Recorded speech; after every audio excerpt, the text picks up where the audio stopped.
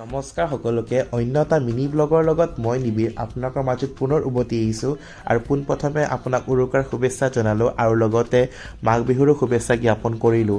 আজি যিহেতু উৰুকা আৰু মাছ খোৱাটো বাঞ্ছনীয় তাৰ বাবে মাছ কিনিবলৈ ওলালোঁ আমাৰ মাছ বজাৰ উজান বজাৰ মাছঘাটলৈ। চাওকচোন যাই থকা ৰাস্তাতে দৈ ক্ৰীমৰ পৰা আদি কৰি পিঠা পনা ইমান ধুনীয়াকৈ বিক্ৰী কৰি আছে। চাওকচোন ইমান জাম লাগিছে যেন সকলোৱে শিলডাল ভাঙি মাছ কিনিব ওলাইছে।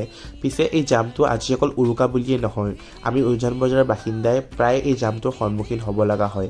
কাৰণটো কি জানেনে? আমাৰ চৰকাৰে উজান বজাৰত ইমান ধুনীয়া এখন উদ্যান স্থাপিত কৰিছে, কিন্তু আমাৰ সাধাৰণ জনতাৰে ভাল চিভিক চেন্স নাই, ইমান জাম লগাই থৈ দিয়ে। পিছে এইটোৰ বিষয়ে পিছত কথা পাতিম দিয়ক। প্ৰথম এই গেটখন চাওক, ইমান ধুনীয়া এখন এন্ট্ৰি গেট বনাইছে। চাওকচোন সোমোৱাৰ লগে লগে আমি আমাৰ মৰমৰ জুবিন দা আৰু আমাৰ সন্মানীয় ডক্টৰ ভূপেন হাজৰিকা দেৱৰ ফটো দেখা পাই ইমান ভাল লাগিছে।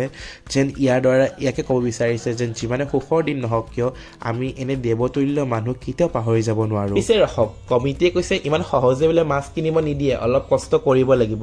এতিয়া মোকে চাওক, ইমান হাতীহেন মানুহে এইখন দলং পাৰ কৰিছোঁ আৰু কেনেবাকৈ যদি তক্তাখন ভাঙি যায় আৰু মোৰ যদি হাত ভৰি ভাঙি গ'লে হয়, ইয়াৰ দায়ী কোনে হ'লে হয় কওকচোন।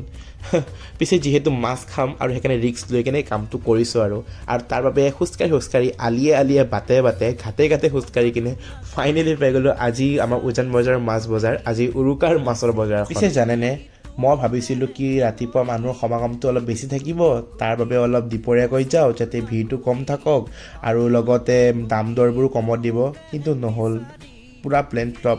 কাৰণ এতিয়াও ভিৰ বহুত বেছি আৰু দামবোৰো জুই লগা দাম। পিছে দাম নল'বনো কিয়, বছৰত এদিনে উৰুকাটো আহে আৰু সেইদিনাখন মাছ মৰিকেইটা অলপ লাভ বিচাৰে আৰু।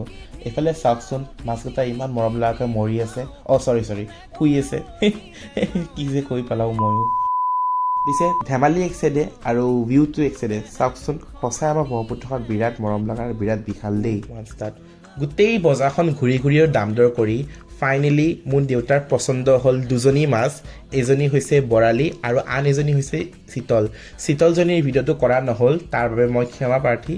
আৰু এইজনী হৈছে বৰালি, দেউতাই কোৱা মতে এইটো বোলে লোকেল বৰালি হয় আৰু মোৰ দেউতা আকৌ বৰালি লাভাৰ দেই, বৰালি মাছ খাই পিনে বিৰাট ভাল পায়, পালে কাটি খাব লাগে আৰু সঁচাই মাছটো বহুত ভাল লাগিছে। আৰু চাওক ফাইনেলি মাছটো পিচ হৈ গৈছে আৰু এতিয়া ঘৰত যাওঁ, মায়ে ভালকৈ জুতি লগাই কিনে বনাব আৰু পৰিয়ালটোৰ লগত বহি কিনে উৰুকা এসাঁজ খাওঁ। আৰু আপোনালোকক ক'লোঁ যেন আপোনালোকক বিহু বুলি পৰিয়ালটোৰ লগত বহি কিনে এসাঁজ সুখৰ ভাত খাওক। আৰু মই এতিয়া আপোনালোকৰ মাজৰ পৰা বিদায় লৈছোঁ, অন্য এটা মিনি ব্লগৰ লগত পুনৰ উভতি আহিম। Bye bye.